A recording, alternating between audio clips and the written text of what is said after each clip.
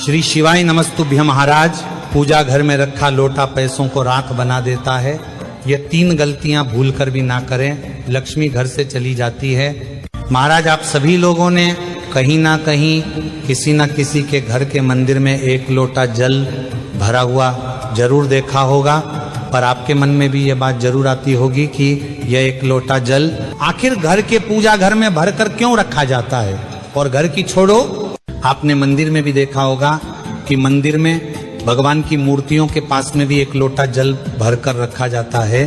तो आखिर इसका कारण क्या है, और क्या हमें भी अपने घर में पूजा घर में 1 लोटा जल भरकर रखना चाहिए? सारी अद्भुत जानकारी आपको इस वीडियो में हम देने वाले हैं। महाराज, हम सभी लोगों के घर में एक ऐसा स्थान होता है जिस जगह पर हमारे घर के भगवान स्थापित होते हैं और जिसे हम हमारे घर का पूजा घर भी कहते हैं। आपने अगर ध्यान से कभी किसी के पूजा घर में देखा हो या मंदिर में देखा हो तो हमेशा भगवान की मूर्तियों के पास में 1 लोटे में जल भर कर रखा जाता है।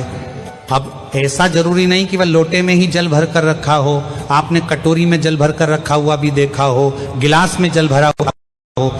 तो कहने का मतलब यह है कि भगवान की मूर्तियों के पास में किसी भी रूप में आपने जल या पानी रखा हुआ जरूर देखा होगा। तो आखिर इसका कारण क्या है? तो महाराज, जिस तरीके से हमारे लिए पानी बहुत ज्यादा जरूरी है, उसी तरीके से भगवानों के लिए भी पानी बहुत ज्यादा जरूरी है। क्योंकि आपने ये बात जरूर सुनी होगी कि जल ही जीवन है। और जब हम भगवानों की पूजा करते हैं, उनकी सेवा करते हैं, उनको भोग लगाते हैं, तो क्या हम उनके लिए ये छोटा सा कार्य नहीं कर सकते? सिर्फ 1 लोटा जल अगर कोई अपने घर के पूजा घर में रखता है तो इससे उस घर के भगवान वैसे ही प्रसन्न हो जाते हैं और उस घर में सुख और शांति आना भी शुरू हो जाती है। उस घर में सदैव भगवान का आशीर्वाद बना रहता है। इसीलिए महाराज, आपको भी अपने घर के पूजा घर में 24 घंटे 1 लोटा जल भरकर जरूर रखना चाहिए। अब महाराज, ये 1 लोटा जल भरने के कुछ नियम होते हैं। और जब हम भगवानों को 1 लोटा जल भरकर रखते हैं तो वह जल हमें कहाँ से लेना होता है, उस जल को कब बदलना होता है, कौन से लोटे में हमें जल रखना होता है, और क्या लोटा ही रखना जरूरी है? कोई और पात्र में हम लोग इस जल को भरकर भगवानों के लिए नहीं रख सकते। ये भी आप जान लीजिए महाराज। वैसे तो भगवानों के लिए चांदी के किसी पित्र में ही आपको जल भरकर रखना चाहिए, पर ऐसा सभी लोग नहीं कर सकते हैं। इसीलिए आपके घर में कोई एक छोटा सा लोटा हो, क्योंकि 1 लोटा जल मंदिरों में भरकर रखा जाता है। वहां पर स्थान बड़ा होता है तो 1 लोटा जल रखने में कोई परेशान नहीं होती है। पर हमारे घर के पूजा घर छोटे होते हैं और अगर हम वहां पर 1 लोटा भरकर रख देंगे तो वहां पर हमारी बहुत सारी जगह चली जाएगी और फिर भगवान ही नहीं दिखेंगे। इसलिए आप चाहे तो बाजार से जाकर एक छोटी सी लुटिया या छोटा सा गिलास लेकर आए, जो आपके घर के पूजा घर में बहुत कम जगह में रखा जाए, और उसके अंदर फिर आप जल भरकर रखें। अगर किसी कारण से आपके घर में गिलास या लोटा वगैरह ना हो तो आप उस स्थान पर भगवानों के लिए एक छोटी सी कटोरी में भी जल भरकर रख सकते हैं। पर बाद में आप बाजार से नया पात्र लाकर उसमें जल रखना शुरू करें। महाराज, अब हमको ये जल कब रखना है, कब बदलना है और कौन सा जल लेना है, यह आप जान लीजिए। सबसे पहले आपको ये जल शुद्ध और ताजा ही भगवान के लिए भरकर रखना चाहिए। और रोज सुबह जब आप अपने घर के भगवानों को स्नान कर कर बैठाते हैं, उसके बाद में आपको ये 1 लोटा जल अपने घर के पूजा घर में भगवान से बोलकर रख देना चाहिए। और आपके सभी भगवानों को अलग अलग जल रखनी आपकी जरूरत नहीं है। आप एक ही पात्र में सभी भगवानों के लिए जल रख सकते हैं। महाराज, अब जिस तरीके से आप रोज भगवानों के स्नान का जल भरकर रख देते हैं, उसी तरीके से आप लोग भगवानों के पीने का ये 1 लोटा जल भी भरकर अलग से रख दिया करें।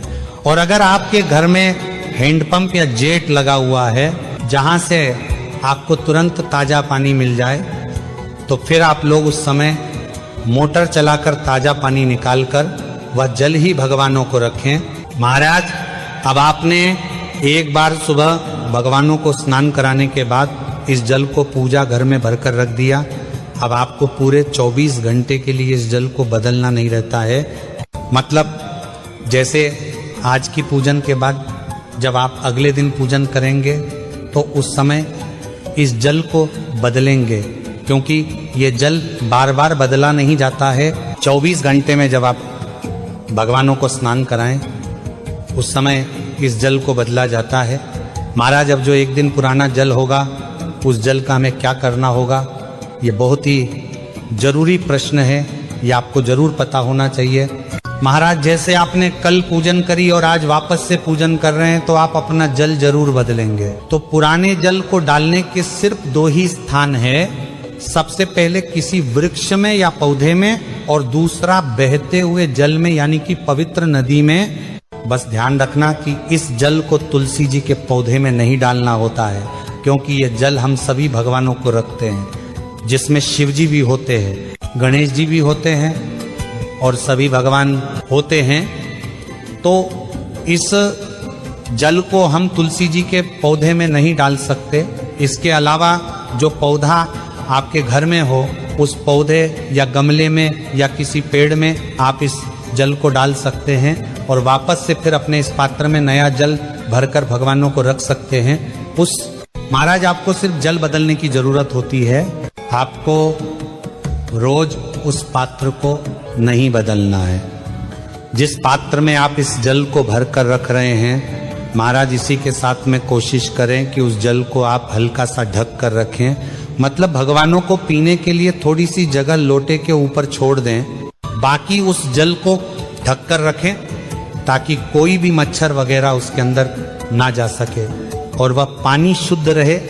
महाराज, ये एक लोटा जल सभी को अपने घर के पूजा घर में जरूर रखना चाहिए, क्योंकि इसको रखने से घर के सभी भगवान खुश रहते हैं और घर में कभी भी कोई मूर्ति या प्रतिमा चटकती नहीं है। महाराज, इस तरीके से पूजा घर में 1 लोटा जल रखने के नियम होते हैं। अगर आप लोग भी अभी तक अपने घर में 1 लोटा जल नहीं रखते हैं तो आज से ही रखना शुरू कर दीजिए। और क्या आप लोगों को यह बात पहले से मालूम थी? कमेंट में जरूर बताएं। और आपको हमारी ये वीडियो कैसी लगी वो भी जरूर बताएं। और आप हमारी ये वीडियो कहाँ से देख रहे हैं कमेंट में जरूर बताएं।